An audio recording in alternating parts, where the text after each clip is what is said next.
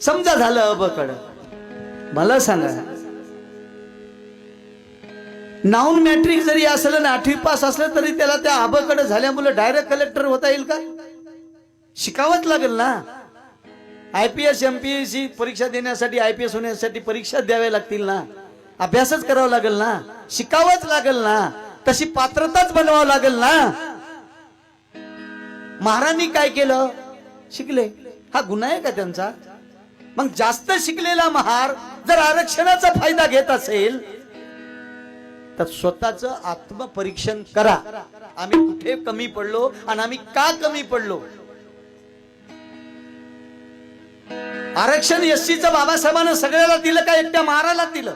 सारखंच आरक्षण दिलं ना 59 जातीला, सारखंच दिलं. मांगाला दिलं, चंभाराला दिलं, कुंभाराला दिलं, सगळ्याला दिलं, भंग्याला दिलं. मग महाराची प्रगती का झाली याचं अवलोकन करा ना, अवलोकन. अबे घुळगुळ्याच्या काठ्या मारायनं फेकून दिल्या आणि शाळेच्या पायऱ्या चढायला लागला महाराचा पोरगा. बापानं पायात चप्पल घातली नाही पण पोराच्या हातामध्ये पाटी आणि पुस्तक दिलं. माईला लुगडं भेटलं नाही पण पोरीच्या हातामध्ये पेन आणि लेखनी दिली. म्हणून ही प्रगती. तुम्ही या ना, आम्हाला ओव्हरटेक करा, शिका, खूप शिका. कोण तुम्हाला अडवलंय? तुम्हाला शाळेत गेल्यावर काय तुमच्यावर गुन्हे दाखल केले काय काहून आले म्हणून? शिका ना, करा आम्हाला ओव्हरटेक. मांगावर बोललो की मांगाचं वय. अबे बुद्ध फुले शाहू आंबेडकर, बुद्ध फुले शाहू आंबेडकर, छत्रपती शिवाजी राजा, अण्णाभाऊ साठे, साहित्यरत्न अण्णाभाऊ साठे या येरेकरनं डोक्यात भरले आहे. मग सांगा मनुवादी भडव्यांनो, जातीवादी भडव्यांनो, जातीच्या पुजाऱ्यांनो, मला तुम्ही कोणत्या जाती धरले आहे? कोणत्या जाती धरले आहे? काही बॉम्ब उठवली येरेकर मांगाचं वय? होय ना, मांगासाठी मांगाचाच हाव, सगळ्यासाठी मी सगळ्याचाच हाव. मी माणसासाठी गातो, जातीसाठी गात नाही. मला आश्चर्य वाटते बाबा, मग आजा महाराचा, मग आजी महाराची, मग बापय महाराचा आणि मग माये महाराची. अरे मीच कसा महाराचा? आई म्हणान घेण्या न देण्याचं बदनामी करायची. एखादा प्रबोधनकार असेल, एखादा चांगला विचारवंत असेल, अरे बुद्धाची बदनामी झाली, बाबासाहेबाची झाली, हाल तर अण्णाभाऊ साठेचे झाले नाही का?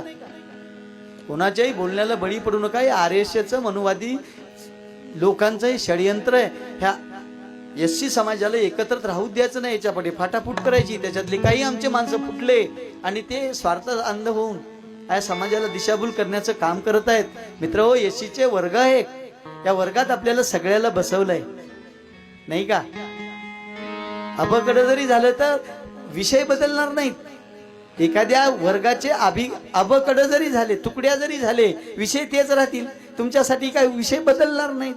विद्यार्थी असं आहे ते. शिका तुम्ही. शिकण्याचे दालन खुले केलेत बाबासाहेबांनी सगळे एससीच्या कॅटेगरीमध्ये बसणाऱ्या लोकांना. याईनच फायदा घेतला म्हणजे काय? आमच्यासाठी काय वेगळा एससीचा काय कोटा केलता का बाबासाहेबांना संविधानामध्ये? तेच तुम्हाला दिलं ना. फक्त तुम्ही शिका, आम्हाला ओव्हरटेक करा आणि पुढे जा ना. अभिनंदन करतो आम्ही. एका शरीराचे 2 हात आहेत, मांग आणि महार.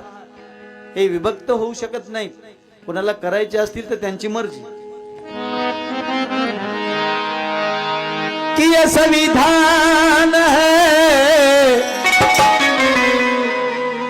गीता के हर एक श्लोक में हिंदुओं का ईमान मिलता है, बाइबल के हर पन्ने पे ईसा मसीहा का फरमान मिलता है, कुरान में मुस्लिम को खुदा का एहलान मिलता है, लेकिन भारत के संविधान में सभी को सरी का सम्मान मिलता है. ये बाबा साहब की देन है.